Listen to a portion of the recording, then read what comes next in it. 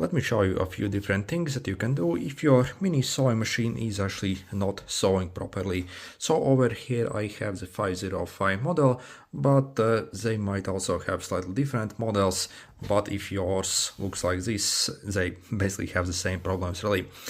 So either if you try to start sewing, basically it simply bunches up the thread in like a bunch basically, or maybe it simply like starts to sew for maybe like 5 or 6 stitches, and then it stops sewing and simply like bunch up basically like thread in like a bundle basically. Or also maybe it's simply like skipping stitches, or also it doesn't even stitch at all basically. So we are simply going to cover a few different things. So there are mostly like, I would say, like 3 different main causes of these issues. So the first, probably biggest issue is you simply haven't actually threaded it up properly. Also, when you get this from factory, also sometimes basically the thread actually inside again might have actually simply fallen out from somewhere. Again, we simply need to rethread it. So let's cover first the top and also the bottom part. I'll show you exactly step by step basically how to thread it up properly, so that most likely will fix your issue. And the first important thing to do is to pull up your presser foot. So it's actually, as you see, up basically. Otherwise, basically this tension disc actually doesn't open properly and doesn't catch the thread as you are threading it inside, and that also might cause some problems. So again, make sure first your foot is actually up before we attempt to thread it. By the way, also it's kind of important that you use a good quality thread as well with your machine. Basically these threads that are included inside the kit, they're obviously the cheapest stuff you can get, so they might also cause some problems. So simply get basically some like decent thread to begin with. It will actually give you good advantage as well.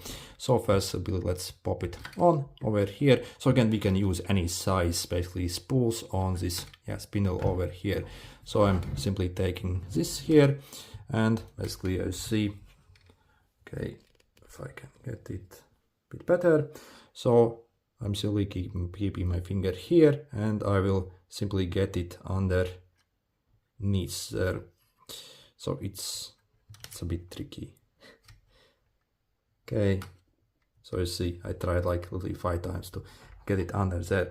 Also sometimes from this place also it simply like falls out by accident and you do not even notice, and that also might actually create problems with the tension.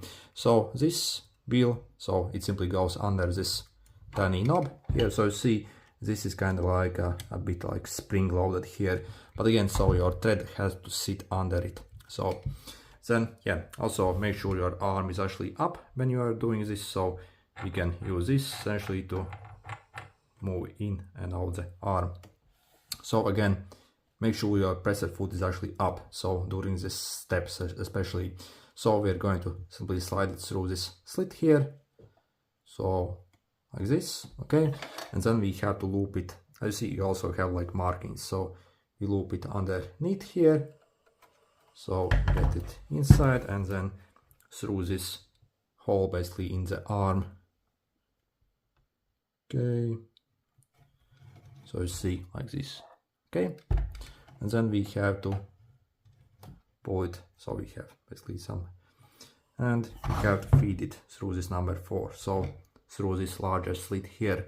Also, when you do this, also pay attention if in case basically it doesn't falls out from the number 2. So this number 2 actually is quite problematic on this machine. Essentially, if you are doing something on the machine, it often actually like simply falls out from here. So again, verify if it's still actually okay while you're doing this. Okay, so then let's put down our needle, so the mechanism. So you see I'm taking this, putting it down, and next let's loop it there. So I'm putting this thread through here. Okay, and next we can put our feet down, okay, and pull up our needle. Also the direction, how we actually thread the needle also is very important. So we have to thread it from the front to the bottom. So if you thread it other way, it also will create problems for you, and it won't sew actually. So, and I'm going to use this simple tool that's included. So get it through the eye of the needle. Okay, and then push this through here just to help. Okay, so you see it has to go from the front side to the back, so do not do it other way, otherwise again it will create huge problems for you. And then the top is okay, and then let's do the bottom part. Also the bottom part also has got basically some things that you need to consider basically when you do it. So first take your bottom bobbin and position it like this. So you see, so this thread has to be on the left side. So if you try to actually install it like this, so on the right side, again it will create problems. It won't properly pick it up. So again, it has to make letter P like this. So you see, drop it inside. Okay, yep, and again make sure it's making letter P here. As you see, like this, it should sit like this, and also make sure you have maybe like 10 centimeters of it loose like this. And then this is the most important part basically. So on this machine, basically to get it to take up this bottom bobbin, we simply have to spin basically this wheel here and get the needle down to catch it, and it should be okay. So yeah, basically, so let me zoom in. So, and what I also have to do is I simply have to take this like the top thread and also hold it. If you do not hold it, again it won't properly thread, and also you will have problems basically. So hold it with 2 fingers. So essentially you don't have to hold it much, just to keep it in place essentially, so it doesn't like pulls out from you. And then I'm simply pulling basically this, turning my wheel basically counterclockwise to bring it down. So you see, and then finally this thread also picks up this white thread essentially and gets it up. So you see, so again make sure you put some tension basically here on this like top thread, otherwise again it won't actually thread properly. So also, yeah, at this stage you can also put up the foot, maybe take like a pair of scissors and fish out both of these threads here. Okay, and then we are done essentially. Also, when you are sewing, also make sure to keep your threads on the left side, I suggest. Also, I see some other people keep it on the bottom here. That also maybe is okay, but I think the best like is if you keep it like this. So if you replace this and keep your threads like this, actually it will actually simply jam up, and also, yeah, it won't actually sew for you. So again, make sure to keep your thread like this as well while sewing. Okay, so once we have it threaded successfully, also we have to verify that tensioning is okay on this machine.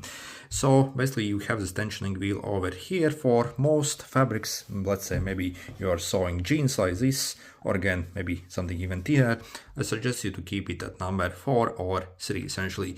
So if you set it at 9, basically the tensioning will get crazy simply, and yeah, basically it will bunch up, basically might even break your thread as well and cause all kind of problems. So again, this is also very important here.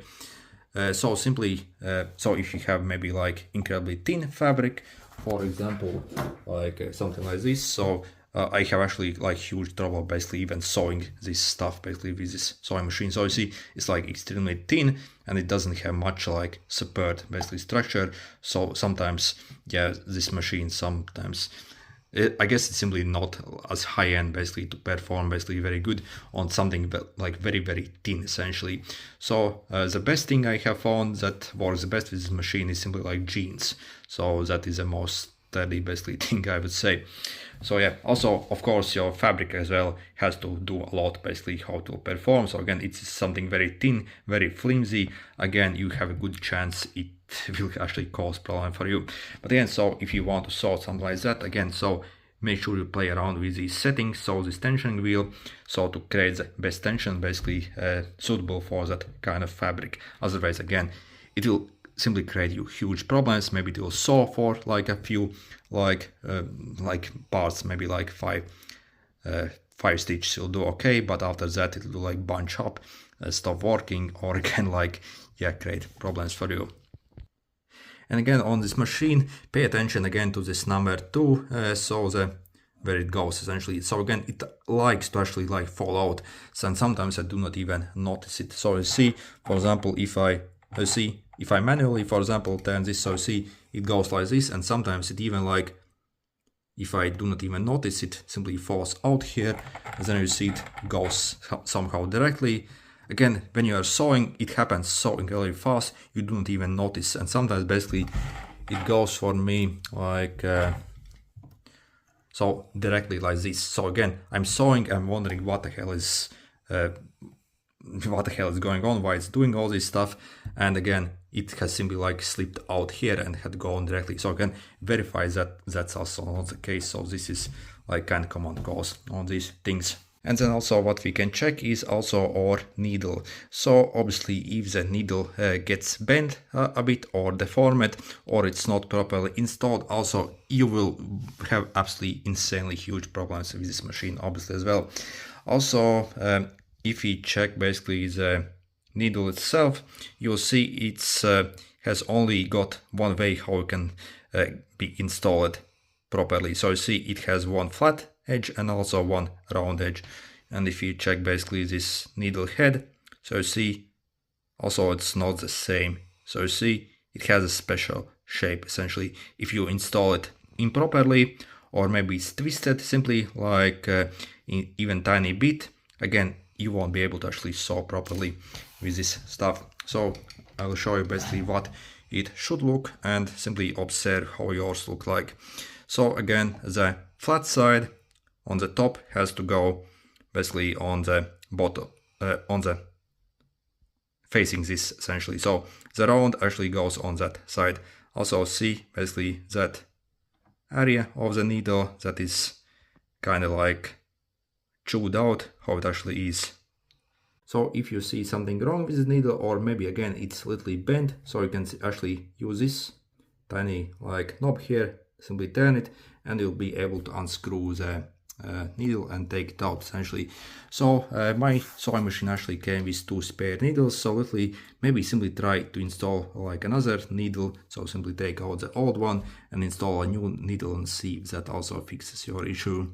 And then the last thing that can happen with these machines, especially if it has been already used for some time, basically the internal mechanisms that is spinning inside can actually go out of sync, and yeah, it's basically it simply doesn't spin as it should basically.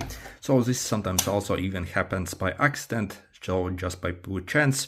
So as you see, you have one screw over here, one screw over here. If you unscrew this, you can remove this plate. Also, you will need to remove your needle as well to get access to it. And then you can basically check if it's actually in its place and as it should be. So if you check my channel, I will have another video basically how to take this apart, how to inspect basically the internal mechanism here, and also how to adjust properly and get the timing essentially back as it should be. So again, there is like very specific timing, basically how the internal spins relative basically to the other parts of the sewing machine. So again, it's kind of complicated system yeah, there inside.